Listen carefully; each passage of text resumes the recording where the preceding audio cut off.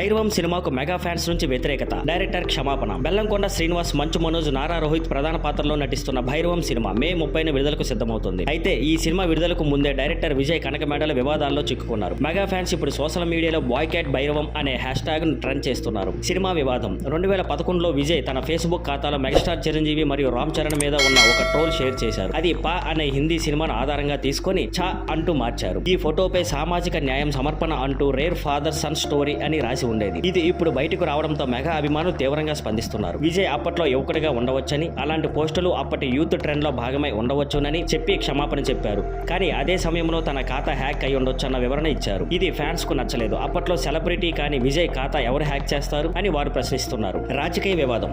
ఈ మధ్య ఏలూరులో జరిగిన ప్రమోషన్ ఈవెంట్ లో విజయ్ మాట్లాడుతూ ధర్మాన్ని కాపాడే వాళ్ళు ఎప్పుడూ ఉంటారు. ఏడాది క్రితం ధర్మాన్ని కాపాడేందుకు ఒకరు వచ్చారు. ఇప్పుడు మా సినిమాలో ధర్మాన్ని కాపాడేందుకు కాలభైరవుడు వస్తాడు అని అన్నారు. ఈ వ్యాఖ్యలు రాజకీయంగా టీడీపీ పక్షాన ఉన్నట్లుగా అనిపించాయి. దీంతో వైఎస్ఆర్సీపీ అభిమానులు సోషల్ మీడియాలో విమర్శలు చేశారు. నారా రోహిత్ ఈ చిత్రంలో నటిస్తున్న ఈ నేపథ్యంలో ఈ వ్యాఖ్యలు మరింత చర్చకు దారితీశాయి. ఇలా సినిమాను చుట్టుముట్టిన ఈ రెండు వివాదాలు భైరవం రిలీజ్ కు ముందు భారీగా ట్రోల్ అవుతుండటానికి కారణమయ్యాయి. విజయ్ క్షమాపణ చెప్పినప్పటికీ వివరణ లోపంగా ఉందని చాలా మంది అభిప్రాయపడుతున్నారు. Thank you for watching. Please like, share and subscribe.